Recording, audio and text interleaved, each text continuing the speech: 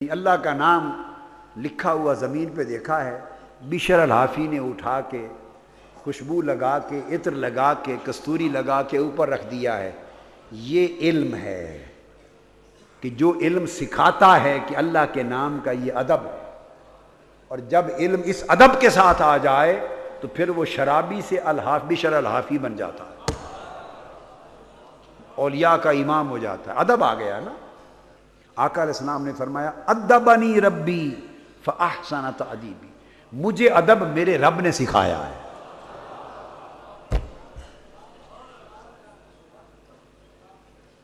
مجھے ادب میرے رب نے سکھایا۔ اور کمال کی بات ادب کا دیکھیے، یہ نہیں فرمایا علمنی ربی کہ مجھے علم میرے اللہ نے دیا، یہ بات اللہ نے فرمائی ہے۔ علمک ما لم تکن تعلم، جو بھی آپ کو علم نہ تھا وہ سارا علم تم کو میں نے دے دیا۔ علم دینے کی بات اللہ نے بتائی ہے، چونکہ وہ صاحب کبریا ہے۔ یہ اس کی کبریائی ہے کہ وہ کہے کہ سارا علم میں نے دیا، جو بھی آپ نہ جانتے تھے میں نے آپ کو دے دیا۔ اور ادھر حضور کا عرض کرنا اللہ کی بارگاہ میں ادبنی ربی، مجھے رب نے بندہ بننے کا ادب سکھایا، اللہ نے مجھے ادب سکھایا۔ یہ کمال بندگی ہے۔ اس کا فرمانا علمک ربک علمک ما لم تکن تعلم، یہ کمال کبریائی ہے۔ اور حضور کا فرمانا ادبنی ربی، یہ کمال مصطفائی ہے، یہ کمال ابدیت، کمال بندگی ہے۔ مجھے اللہ نے ادب سکھایا۔ تو فرمایا حضرت امام عبد الرحمن فرماتے ہیں کہ 18 سال ادب سکھا کر امام مالک نے آخری 2 سال علم پڑھایا، صرف 2 سال علم پڑھایا، اور یہ کہہ کے ہچکی بند گئی، رو پڑے، اور کہتے ہیں کہ اب حسرت کھا گئی، رونا آتا ہے، کاش وہ جو آخری 2 سال علم پڑھایا وہ بھی نہ پڑھاتے، وہ بھی ادب پہ لگا دیتے، وہ 2 سال بھی ادب سیکھا ہو۔ تو سمجھ لے ادب میں ہر شے ہے، علم میں ہر شے نہیں ہے۔ ادب میں ہر شے ہے، علم میں ہر شے نہیں ہے۔ ادب آ گیا تو سارا دین آ گیا۔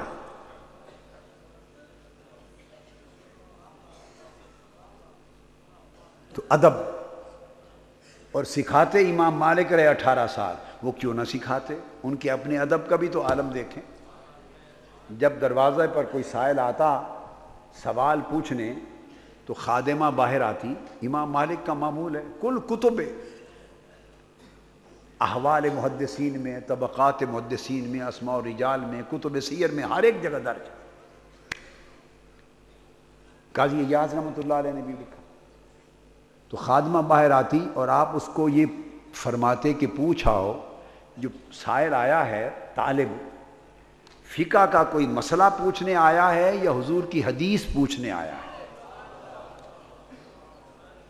یہ سوال وہ پوچھتی کہ کوئی فقہ کا مسئلہ پوچھنے آئے ہیں یا آقا علیہ السلام کی حدیث پوچھنے آئے ہیں۔ اگر وہ کہتا کہ کوئی شرعی مسئلہ، فقہ کا مسئلہ پوچھنے آیا ہوں، تو آپ وضو کر کے، تازہ وضو کر کے تشریف لاتے، فقہ کا، شریعت محمدی کا فقہ کا مسئلہ بتانے کے لیے بھی تازہ وضو کر کے آتے۔ یہ ادب علم ہے۔ اب ہماری زندگی میں ہے، ہم اتنے وضو کے محافظ ہیں، پتہ نہیں کس حال میں پھر رہے ہوتے۔ امام احمد بن، یہ بات یہیں روک کے درمیان میں آ گئی، امام احمد بن حنبل کی بات کر دوں۔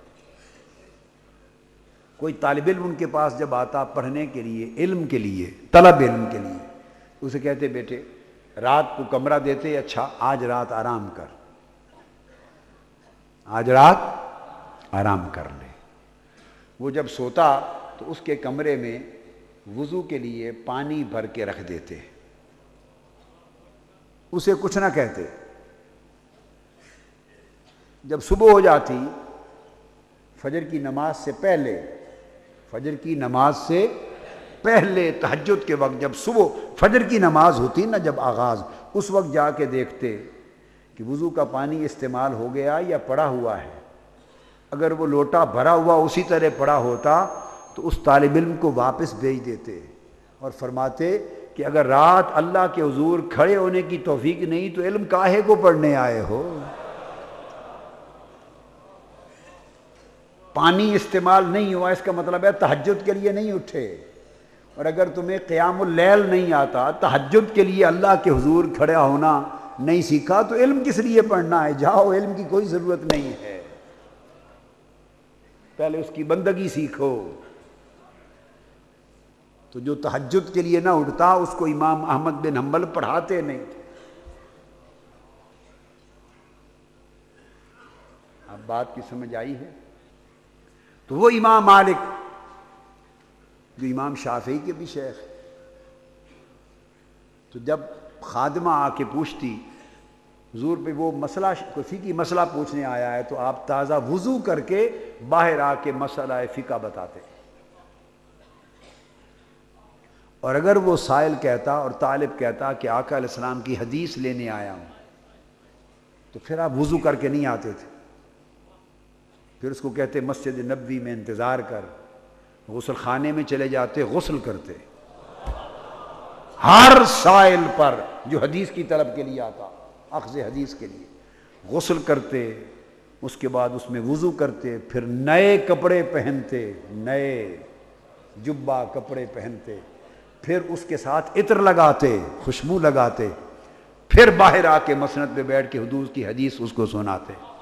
کسی نے پوچھا یہ اہتمام آپ کیوں کرتے ہیں؟ نہانا، وضو، غسل، کپڑے، جبہ کپڑے پہننا، عطر لگانا، کہ اپنے لیے نہیں، حضور کی حدیث کی ادب کرتا ہوں، حدیث رسول کا ادب کرتا ہوں، حدیث رسول کی تکریم کرتا ہوں۔ تو حضور کی حدیث کا ادب بھی اسی طرح ہے جیسے خود تاجدار کائنات آقا علیہ السلام کا ادب ہے، حضور کی سنت کا ادب بھی اسی طرح ہے جیسے حضور کا ادب ہے۔ سمجھیے نا بات کو؟ تو فرماتے ہیں العلم والادب، پہلے علم، دوسرا ادب، تیسرا والامانہ، امانت داری، امانت، جو امانت اللہ نے آپ کو سونپی ہے اس کو ایمانداری سے نبھانا۔ اگر آپ کو کسی نے پیسے کی امانت دی ہے تو اس میں رتی کی بھی کبھی ایک پائی کی بھی خیانت نہ کرنا۔ اگر کسی کی عزت کی حفاظت کی امانت دی ہے تو اس امانت میں یکتا رہنا۔ اگر کسی کی برائی، عیب، کوئی گناہ آپ کے علم میں ہے تو اس کی برائی کو چھپانا، ستر، یہ بھی امانت ہے۔ اس کو مر جانا مگر اس کے عیب پر پردہ ڈالے رکھنا، چھپائے رکھنا، اس کو ننگا نہ کرنا، یہ بھی امانت ہے۔ ہم کیا کرتے ہیں؟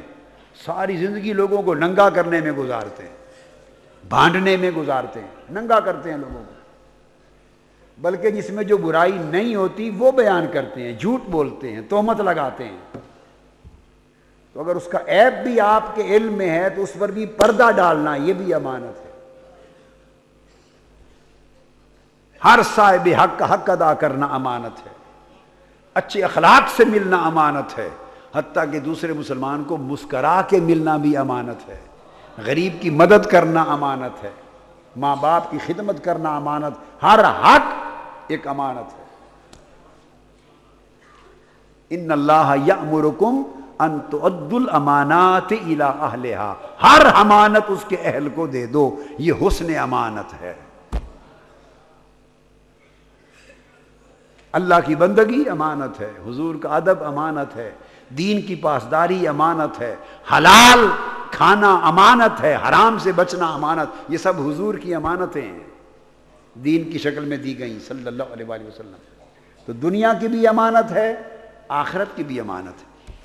اور چوتھی چیز العفہ، اپنی پاکیزگی، طہارت اور پاک دامنی، پاک دامنی، عفت نگاہ کی بھی ہے، عفت ہاتھوں کی بھی ہے، عفت نفس کی بھی ہے، پوری زندگی کی، ظاہر کی بھی ہے، باطن کی بھی ہے۔ عفت، عصمت، پاکیزگی، طہارت اور عفت۔ فرمایا 4 چیزیں اگر نصیب ہو جائیں تو لوگ اولیاء کی صف میں ہو جاتے ہیں اور پھر ان کے درجے بلند ہوتے چلے جاتے ہیں، درجے بلند ہوتے چلے جاتے ہیں۔ کسی نے، آپ نے ارشاد فرمایا کہ سب سے زیادہ طاقتور قوی کون ہے؟